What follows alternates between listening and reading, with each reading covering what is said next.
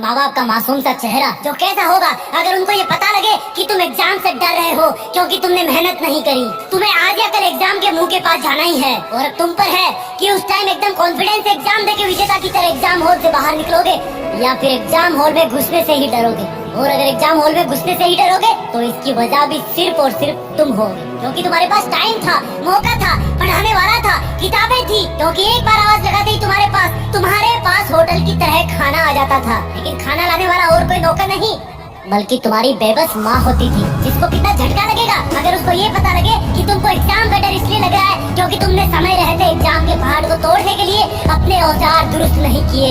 तुमको सिर्फ और सिर्फ इसी काम के लिए छोड़ा गया है ताकि तुम खूब ज्ञान हासिल करो, उनसे बेहतर बनो, खुद से बेहतर बनो। तुम्हारे पास वक्त था अपने हथियार तेज करने का, तुम्हारे पास टाइम था सबसे ज्यादा टफ लगने वाले टॉपिक को भी सिंपल बना देने का, तुम्हारे पास टाइम था अपने पेरेंट्स को किसी महाराजा और महारानी की तरह प्राउड फील करवाने का। लेकिन तुम चूक गए और जब रिजल्ट तुम्हारे हाथ में आएगा तब तुम सोचोगे कि यार अगर 2 नंबर और आते तो मेरी पसंद की कॉलेज में घर के पास ही एडमिशन मिल जाता। वो तुम्हें तब रियलाइज होगा जब तुम पहली बार हॉस्टल के लिए अपना सामान पैक कर रहे होंगे, अलग होने के लिए गम में रो तुम भी रहे होंगे, रो माँ बाप भी रहे होंगे कि बेटा तो पढ़ता था, शायद हमारे में ही कोई कमी रह गई इसलिए आज हमें छोड़कर पढ़ने के लिए दूर जा रहा है। तुम्हारे पास और उनके पास सिर्फ पछताने के अलावा कुछ नहीं बचेगा। लेकिन खुशी की बात यह है कि ऐसा हो सकता है, लेकिन ऐसा हुआ नहीं क्योंकि अभी बाजी तुम्हारे हाथ में है, एग्जाम का लड़ने का वक्त तुम्हारे पास में है और कोई हो ना हो तुम तुम्हारे साथ हो। याद करो वो दिन जब तुम अच्छी पढ़ाई करते हो और उस दिन शाम को तुम्हें बहुत खुशी होती है और अंदर से संतुष्टि मिलती है कि क्या खूब पढ़ा हाथ में, क्या खूब लड़ा मैं इसके सवालों से आज में। और जब इसी तरह अपने आप को बेहतर बनाने की कोशिश तुम हमेशा करते रहोगे तो एक दिन लोग कहेंगे अपने बच्चों को कि चल तुझे एक ऐसे इंसान से मिला के लाता हूँ जो कभी भी एग्जाम से नहीं डरा, क्योंकि वो जानता था कि मुझे क्या आता है और क्या नहीं आता और जो नहीं आता उसको कैसे लाना है। वो ये भी बोलेंगे कि ये वो इंसान है जिसने कभी भी कितनी भी बड़ी एग्जाम में हार नहीं मानी।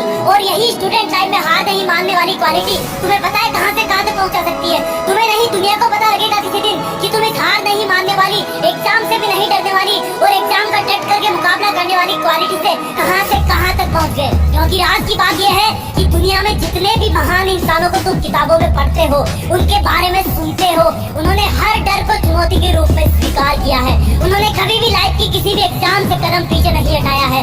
भले ही वो एग्जाम के रिजल्ट में हारे लेकिन कभी भी मन से नहीं हारे। पहले के जमाने में बच्चों को थोड़ा सा बड़ा होते ही गुरुकुल में छोड़ देते थे, वहाँ पर वो माँ बाप से दूर कई साल तक रहते थे, वो पढ़ते थे और कसरत करते थे, अपने गुरुजी, गुरुकुल और परिवार का मान बढ़ाते थे और वही बालक बड़े होकर कोई राम बन जाते थे, कोई अर्जुन बन जाते थे, जिनके शौर्य की गाथा कई आसमान गाते थे और अब भी गाते आ रहे हैं। मेरा यकीन मानो पढ़ने लिखने की उम्र में दिमाग पर लगने वाला प्रेशर रियल लाइफ के प्रेशर से बहुत कम होता है। जब अर्जुन गुरुकुल में सीख रहे थे तो शायद उनको भी पता नहीं था कि ये तो प्रैक्टिस है, हकीकत में तो उनको अपना कर्म निभाने के लिए अपने ही रिश्तेदारों के विरुद्ध धर्म युद्ध करना पड़ेगा।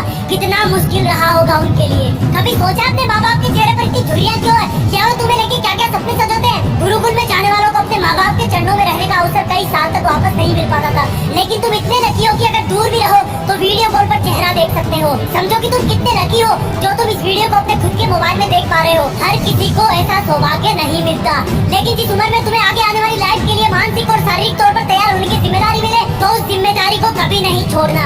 याद रखना ये पढ़ाई के लिए तुम्हें किसी का डिस्टर्ब नहीं करना, आजादी नहीं है तुम्हारी, ये जिम्मेदारी है तुम्हारी। दिन भर तुम्हारा पढ़ाई को गोलमाल करके स्मार्टफोन में खो जाना तुम्हें कमजोर तो बनाएगा ही, साथ में एग्जाम का भूत भी तुम पर हावी हो जाएगा। इस एग्जाम के डर के भूत पर तुम्हारी जीत तभी फिक्स हो पाएगी जब तुम अपने इस युवा होने के धर्म को अच्छी तरह निभा पाओगे, जब तुम ये जान पाओगे कि लाइफ में इससे तगड़े भूत आएंगे तुम्हारे सामने, तब तुम इस एग्जाम वाले भूत को भी कच्चा चबा जाओगे और फ्यूचर के बाकी डर वाले भूतों का भी सामना करने के लिए भी तैयार हो जाओगे।